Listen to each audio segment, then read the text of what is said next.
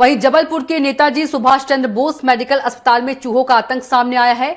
मानसिक रोग विभाग में भर्ती 2 मरीजों के पैर चूहों ने कुतर दिए, जिनकी फोटो और वीडियो सोशल मीडिया पर वायरल हो गई है।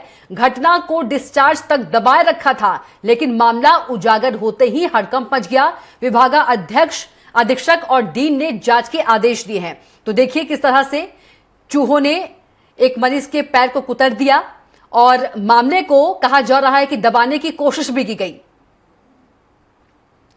तो डीन ने अधिकारियों को आदेश दिए हैं।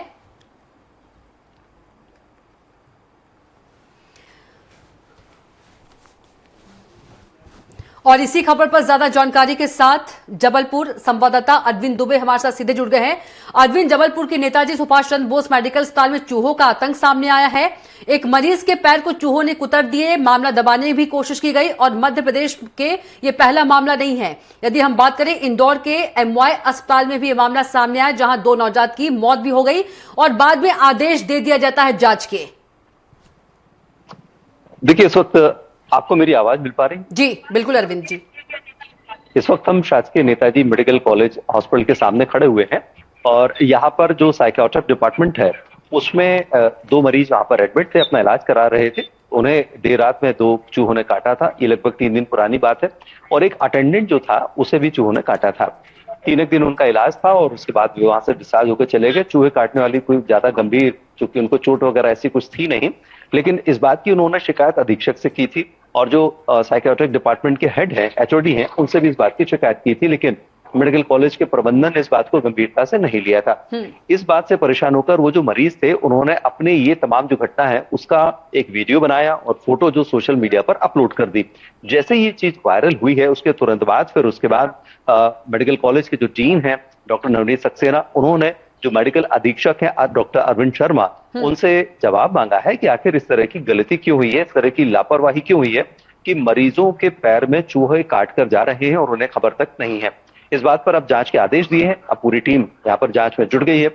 अधीक्षक से भी जवाब मांगा गया है और इस वक्त हम चूंकि मेडिकल कॉलेज हॉस्पिटल के सामने खड़े हैं, अभी इस वक्त देखिए यहाँ पर ठीक मेडिकल जो डीन है उन डीन के ऑफिस के सामने ही यहाँ पर डॉक्टर्स का आना जाना चल रहा है। उसी जांच के संबंध में बातचीत की जा रही है और जवाब देने की कोशिश की जा रही है।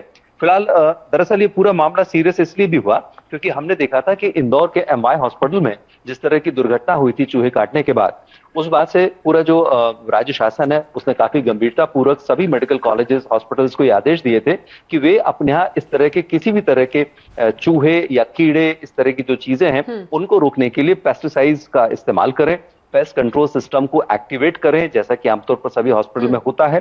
तो इस तरह से काम तो किया जा रहा था, लेकिन शायद उतनी तेजी पर नहीं था। यही वजह थी कि मेडिकल कॉलेज में ये दुर्घटना हुई। बिल्कुल अरविंद जी, आपने अभी बात की गंभीरता की, लेकिन गंभीरता तो दिखाई नहीं दे रही है। अगर गंभीरता दिखाई देती तो शायद तस्वीर सामने नहीं आती।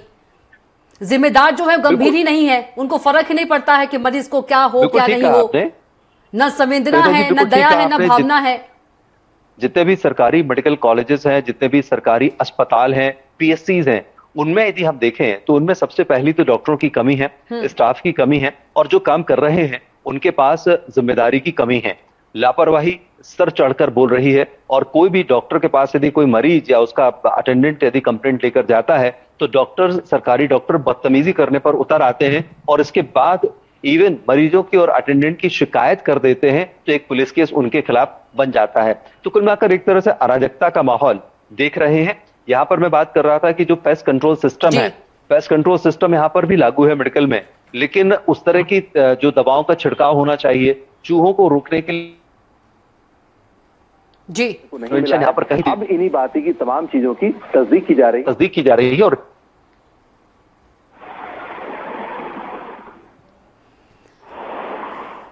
बिल्कुल अरविंद जी, आपका बहुत ही धन्यवाद हमारे साथ जुड़ने के लिए, तमाम जानकारी साझा करने के लिए।